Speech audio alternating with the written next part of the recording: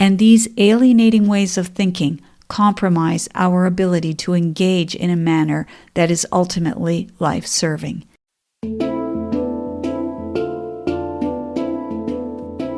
Welcome to NVC Life. I'm Rachelle Lamb, veteran NVC trainer and relationship coach, helping listeners navigate interpersonal conflict and ground more deeply into relational living.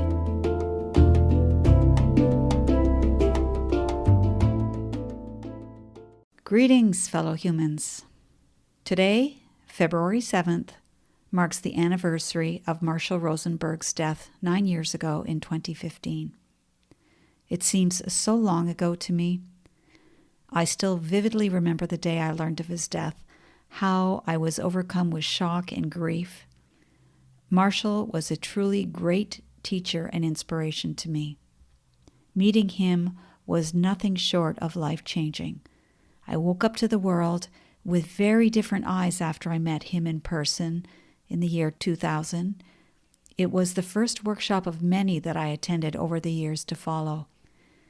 I've dedicated this episode to him, and I'm going to be sharing a few of my favorite Marshall quotes. I believe I've shared this one in previous episodes, but it's one I never tire of. When I'm angry, 3 things are true. 1, there's something I'm wanting that I'm not getting. 2, I'm telling myself it should be given to me. And 3, I'm about to speak or behave in a way that virtually assures I will not get what I want. Every time I share that quote in a training, I'm asked to repeat it, which I'm always happy to do. It so powerfully illustrates how most of us do anger. Not very well. Marshall would bring to light that the manner in which most people express anger reduces the chances of them getting what they want and increases the likelihood of alienation and even violence.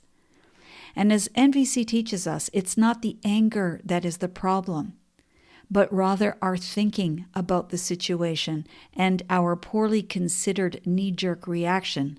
That is the problem.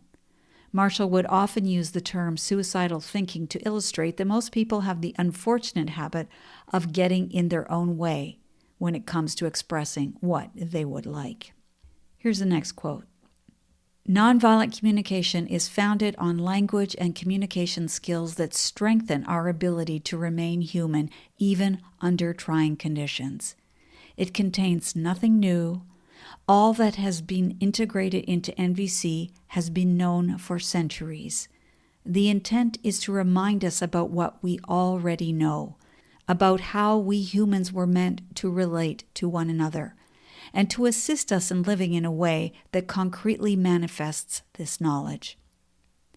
I appreciate this quote, which was very often how Marshall opened his workshops. I appreciate it because it would make clear to the audience that, in fact, much of what he would be sharing was already known to them.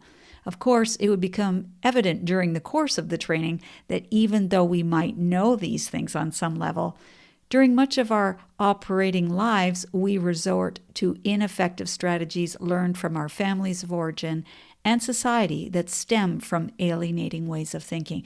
And these alienating ways of thinking compromise our ability to engage in a manner that is ultimately life-serving.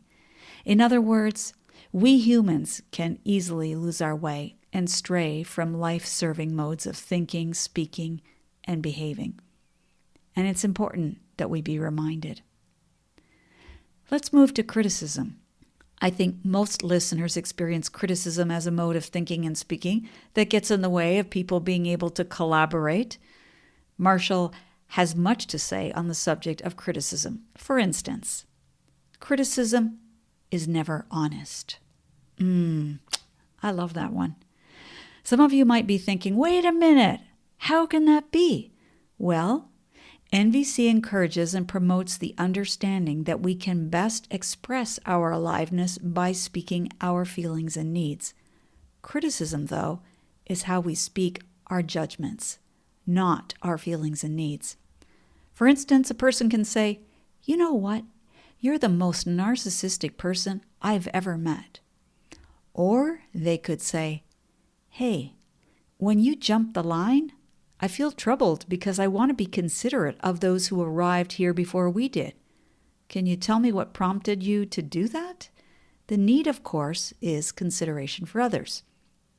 Do you hear the difference between those two messages? NVC is relational and provides an opening for deeper engagement. I'm not saying the conversation will be easy. I'm saying, though, that it keeps the line of communication open. To call someone a narcissistic person is to, in this case, assign a debatable label and avoid the work of revealing our deeper aliveness. Judging the person as narcissistic almost guarantees the person will be combative and say things like, "I'm not a narcissist, look who's calling the kettle black." Not a great starting point for a conversation. A person can't argue jumping the line, however. It actually occurred. Nor can our feelings and needs be argued. They belong to us fully.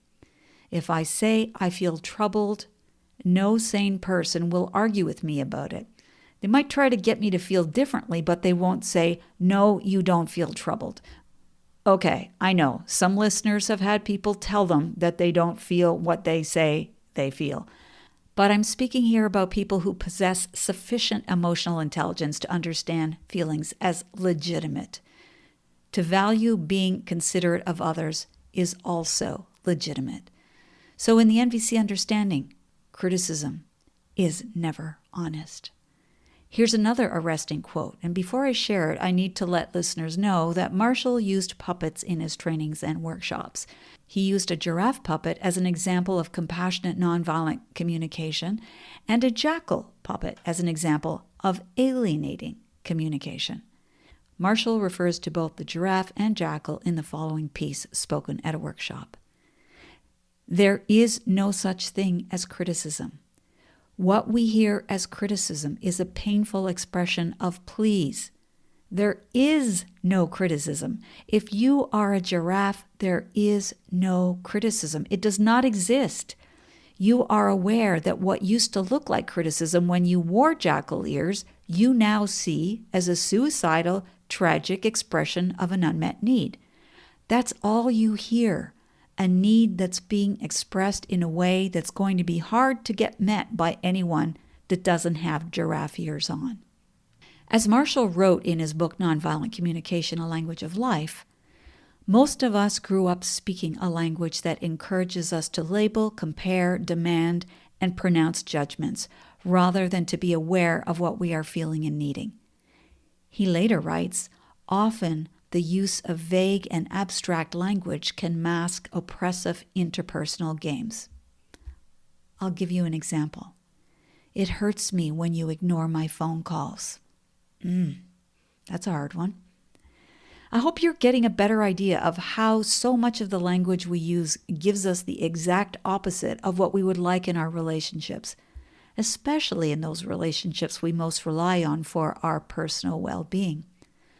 When I met Marshall 24 years ago, hearing him speak was electrifying. I absolutely wanted to learn how to speak clearly and honestly, to reframe hard-to-hear messages as expressions of feelings and needs, and especially to not fall into the all-too-familiar trap of defending myself against criticism only to increase emotional volatility and finally lose all possibility of connection.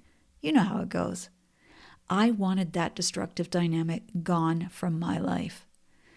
I left my first workshop with the mantra running through my head, feelings and needs, feelings and needs, feelings and needs. I began looking at every exchange through the lens of feelings and needs. It was enormously helpful, and I encourage listeners to do exactly that if you're wondering how to stop living in a world of criticism and defensiveness. This last piece that I wish to offer is on the subject of punishment. This from a workshop. Giving people an option to willingly serve life is a far more powerful way to motivate people than reward or punishment.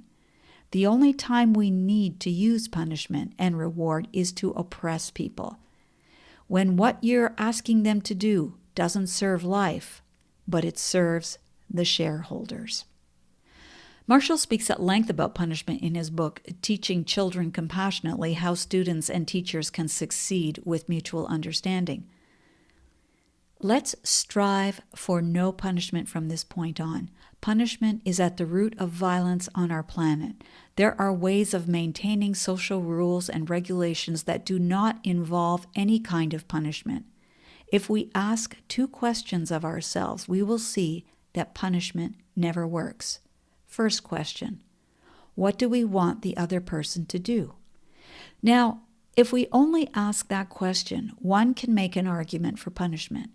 You can probably think of times when you know that somebody was influenced to do something either by being punished for what they had done or out of a threat of punishment. However, when we add the second question, we see that punishment never works. What is the second question? What do we want the other person's reasons to be for doing as we request? Now, for most people raised in our culture, they can't imagine what a world would look like without punishment. They have horrible images of anarchy, chaos, a world where nothing would ever get done. It's a hard concept to let go of until you really get clear about those 2 questions. If you don't get clear about those 2 questions, you can often end up thinking punishment works when it really doesn't. I'm going to repeat Marshall's important second question. What do we want the other person's reasons to be for doing as we request? When Marshall spoke about punishment, it wasn't uncommon for people to object, just as he states in what I shared. Most people can't imagine what a world would look like without punishment. That's how used to punishment we have become. Being used to something, however, isn't evidence that the thing we're used to is good for us or good for the world.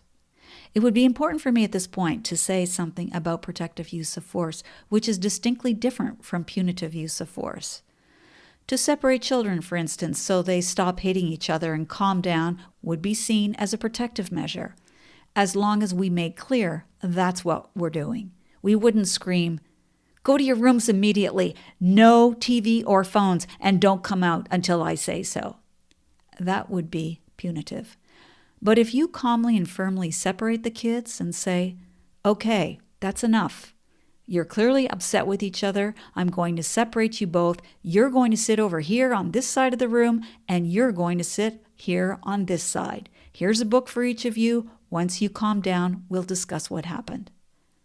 That's protective use of force. You make sure that the offending behavior comes to a stop, and you make it clear that a discussion will follow so that the behavior can be spoken about in the context of feelings and needs.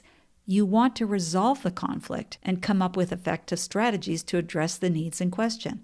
It's the difference between restorative justice and retributive justice. There's so much more to say. There are so many more quotes. Marshall could speak with incredibly piercing insight on the human condition while offering powerful options to help his audiences live more humanely and more consistently with human values. I'm going to end this episode with the following workshop quote. "All that's coming at you ever from other people is please or thank you. That's the only 2 things that human beings are ever saying. Please and thank you. And both of them are precious messages if you hear them accurately. The thank you is a celebration of life. Life has been made more wonderful. The please is an opportunity to make life more wonderful."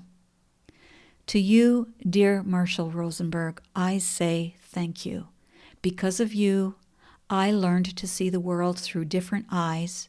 You challenged my thinking and helped me to engage with the world and her creatures, human and non-human, with increased clarity, discernment, and generosity. Meeting you was a tremendous gift. 1,000 thank yous. Thank you for tuning into NVC Life. For future episodes, be sure to subscribe on iTunes, Spotify, or YouTube. For free resources or to book a private session with me, head over to RachelleLamb.com. Until the next time, stay sane, grateful, and generous.